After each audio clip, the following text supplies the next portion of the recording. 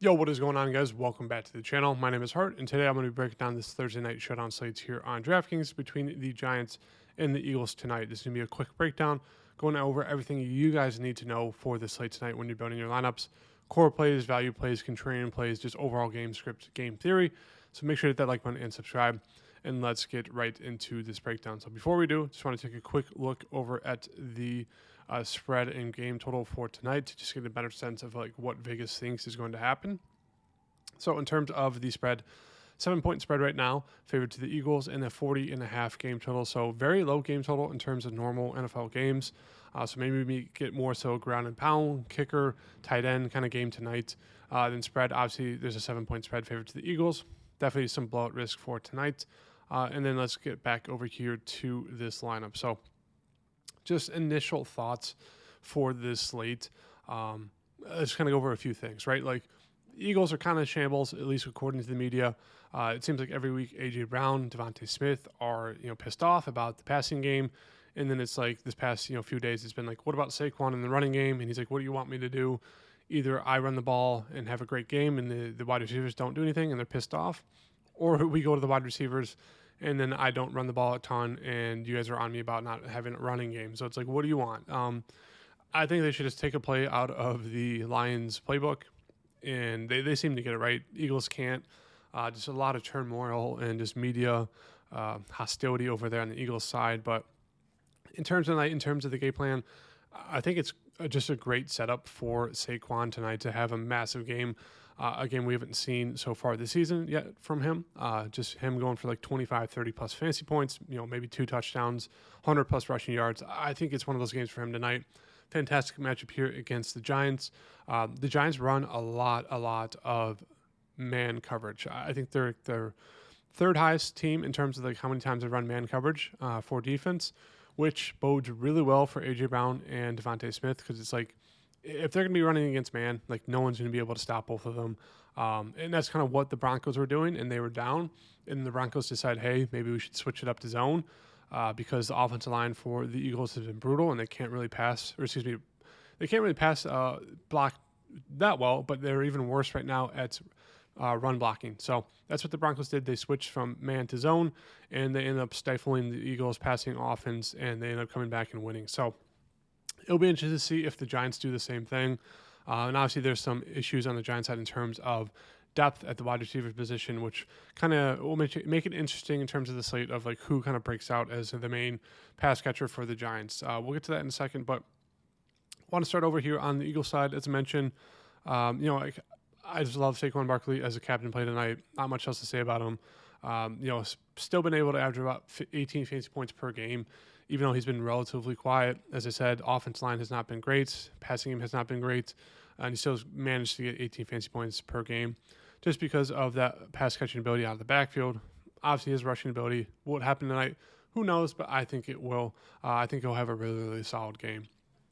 And there's kind of been some fluky touchdown passes at the red zone 1 yard line going to Dallas Goedert, which over the course of the season, I think it's going to come back to Hurts and Barkley getting those touchdowns and not as many of those fluky 1 yard scoop passes, which we've seen the past 2 weeks. So absolutely love Saquon. And the last thing I wanted to mention, in terms of pricing, as you guys can see, the top 6 guys are all 9,500 or more, which it means if you're going to get to, basically 3 studs, 3 of the top guys out of the top 6, it's really going to be hard to get into anyone else in the mid-range. And you're really going to have to rely on at least 2 of the value plays and possibly 3, just because the mid-range kind of feels like a dead zone. So if we just quickly look at this, guys, I'll just do it for you. We go to Saquon, we go to Hurts, like those 2 guys we should absolutely get into, especially if you're playing only a few lineups. And then it's like, I really like Dart, but if you do that, then it's like, all right, we have to rely on these value guys, which I'll get to in a second, which they look strong. All 3 should be firmly in play. Let's just say we do go to Daniel Bellinger, 4,300 left over. Like, what are we left with? Don't like either running back for the backup running backs for the Eagles there. Don't love the Giants defense. We're going to go to Dotson or Hyatt or Collins again? Let's just say Hyatt. We go to Hyatt. So then we have, Dart, 2 of his pass catchers, which is fine. Saquon, Hurts, top. I don't mind it. Then you're left with 5,400 left over, which is not the best. And then it's like, what? You got to go to the Eagles defense. You go to Jake Elliott, Young Ho Koo, or once again, you're stuck with that kind of that range below of just going to Bo Collins. Like, it doesn't feel great, doesn't feel the best. It kind of feels like a lot of people are going to go that route. So I think you got to keep that in mind in terms of if you want to take down that 500K to first, you had to think a little bit outside the box, think a little bit differently. Could this be one of those slates where we see a kicker or both ending up in the winning lineup? What to wait and see. And we'll have to wait and see if we get more news on whether Smith Marset and LeJordan Humphrey are going to be that wide receiver 4 over Garner Olszewski, because that could open up some dart throw plays for us down there. In terms of the Giants side, but getting quickly back over to the Eagles side, as I said, absolutely love Saquon tonight in a bounce back spot here. Great matchup against the Giants. Hurts, same thing. Passing game, he's been better at throwing touchdowns, 3, 2, and 2 the past 3 weeks. Obviously, a couple scoop passes have really helped him out in the red zone, but still, obviously has a passing upside, has a rushing upside there, especially the tush push. Like, going to be really hard not getting to both of these guys for tonight in your lineups. In terms of passing game, as I mentioned, the Giants love running man coverage. A.J. Brown, Devontae Smith should absolutely eat that up.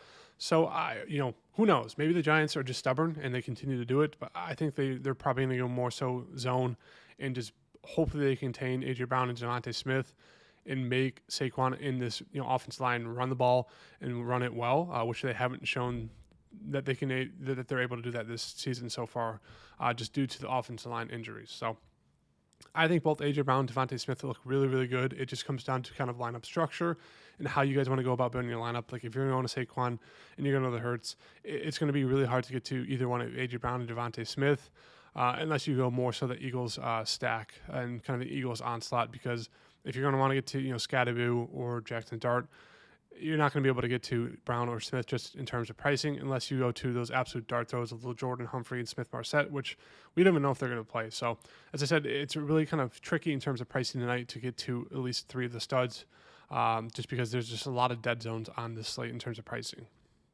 But yeah, both look great. I give the slight edge to A.J. Brown just because of kind of the red zone opportunity and upside, just because I just give him to him because of that. So I like him a little bit over with Smith, but they both look really good in this matchup tonight. Dallas Goedert's fine if you land on him. As I said, he's kind of gotten a couple fluky targets, fluky touchdowns the past few weeks just due to like the 1-yard scoop passes. But 6,400, he's always in play.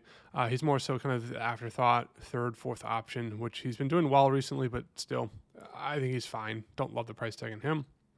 Eagles defense, especially in a low-scoring game, always viable, especially against a rookie quarterback like Quinyon Mitchell, Cooper DeJean. They're going against wide receiver 3, 4, 5. Eagles defense line is really strong as well. So even though they're very pricey, this could be like a slow, gross scoring game where the Eagles defense maybe pays off. As I mentioned, really like the kickers, especially on a slate where it's like this seems like it's really just you go for the top guys or the value guys. I don't think a lot of people are going to be getting the kickers right now, especially in a low-scoring game. Kickers are always viable. And as I mentioned, don't love Shipley, Dillon, or Dotson for the Eagles side. They're all, Shipley and Dillon, RB 2 and 3, going to see maybe 5 to 10 snaps each at most. And it's just too pricey for the price tag to get to them or to even take a dart throw on them. Jahan Dotson, if you're going to take a dart throw on one of the cheap value guys for the Eagles, I don't know if you can consider him value at 3,400, but he'll be out there about 50 to 70% of the snaps. Wide receiver 3, more so that boomer bust, play. Maybe he catches a deep one, maybe it's a touchdown. Who knows? If you're playing 150 lineups, you can definitely throw him in a few. But as I said, I don't love it for the Eagles. We know the offense is going to be coming from the top 4 guys.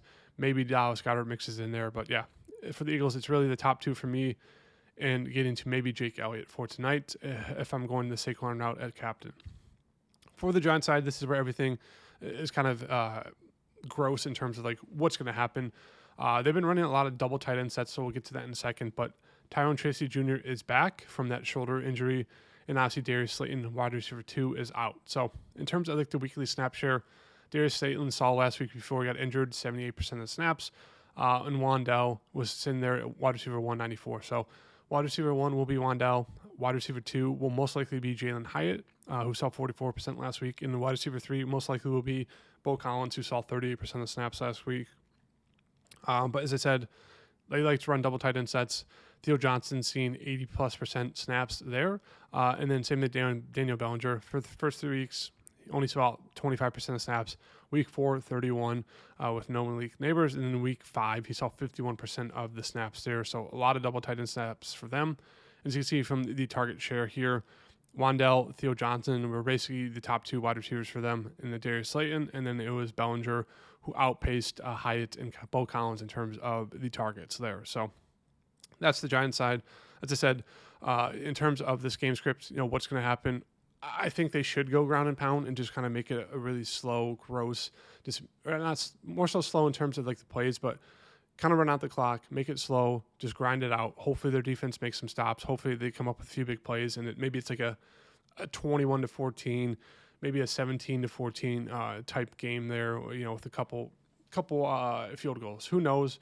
But I think Jackson Dart is a very, very strong play. He had 3 turnovers last week, still went for 19 fantasy points. Obviously has that massive rushing upside, went for 50-plus rushing yards in the past 2 weeks. So I really like Jackson Dart. Going to be hard to get to him because, as I said, you're going to rely on 2, if not 3 of the value plays, which I don't love right now. It's kind of going that route just because it seems like everyone's going to be going that route. And I want to get a little bit different to take down the 500K to first place. But, yeah, Jackson Dart looks great there at 10.2. I don't love Cam Skadaboo. We should see about probably a 60-40 split between him and Tyrone Tracy Jr. Maybe they get weird along with the double tight end sets. Maybe they do like double running back. Maybe they move Tyrone Tracy Jr. into the slot for a few plays. I don't think it happens, but in terms of like a 60-40 split, I think Skadaboo's fine, especially if they get to the goal line. Like he'll be that goal line back most likely. Sees targets out of the backfield. I just don't love that price tag at 10,000, but he's a fine play if you do land on him. Wandell Robinson, kind of a similar situation for me. Fine price tag, going to be wide receiver 1, going to be out there a ton of plays. It's just his ADOT average depth of target is, I think, 0. Like I think he's seen most of his catches at the line of scrimmage, which you don't love, and it's not the best matchup.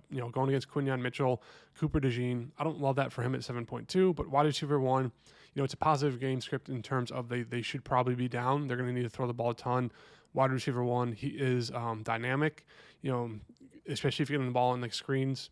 I think he's fine. I just don't love the matchup. Tyrone Tracy Jr., 7,000 for the running back 2, going to be seeing 40% of the snaps. Maybe they utilize him more as like a pass catcher since they're down a couple guys. Still, I don't love it. My favorite player would be Theo Johnson, seeing 80+% of the snaps. He's been kind of their first target, the first option for Jackson Dart the past 2 weeks, especially week 5. He had 2 red zone targets, caught 2 touchdowns. So absolutely love him there at 5,800 tonight. He looks like a really strong play. Young Hoo Koo is definitely viable, like him at 4,600. Giants D, I think they're fine. Don't think there's a need to get to them. And in terms of the 3 value guys, as mentioned, going to be very, very popular for tonight because there is no Malik Neighbors, there is no Darius Slayton. So Jalen Hyatt should be that wide receiver 2. Saw 3 targets. He's more so that boomer bust. I'd expect him to get anywhere from like 60 to 70% of the snaps. He's more so that deep fade, the deep crossing route, the deep post. You really need him to catch one of those big passes. Otherwise, I just don't think his route tree is the best. But he will be out there for those passes. So that's why I said like he'll be a strong value just because he should see 60, 70% of the snaps. Hopefully 3 to 4 targets. Maybe he catches a big one for a touchdown. Who knows, but he's viable. Same thing with Bo Collins, 3,000. He'll be out there, probably 40, 60% of the snaps. He'll see a couple, targets, maybe a little bit more. Who knows? Maybe he'll be more so that you're short to intermediate wide receiver. And if you're going to fade Wandell, I'd say you want to get to at least Theo Johnson, and it makes sense to get to one of these other 3 guys. I think I slightly prefer Hyatt over Collins, but in terms of out of these 3, Hyatt, Collins, Bellinger. I think Bellinger is my favorite. They're going to run a lot of double tight end sets. I think last week he got stopped at the inch line, like right at the basically should have had a touchdown. He got stopped right at the inch line, but saw 4 targets, 52 yards, double tight end sets for them. As I said, they should be running a lot tonight. So I think he's probably my favorite of the 3, 2,800 there. And that's really it. As I said, in terms of like that 4th wide receiver, is it going to be Gunner? Are we going to get news that it's Smith Marset or Lowell Jordan Humphrey who are going to step up into that 4th wide receiver role?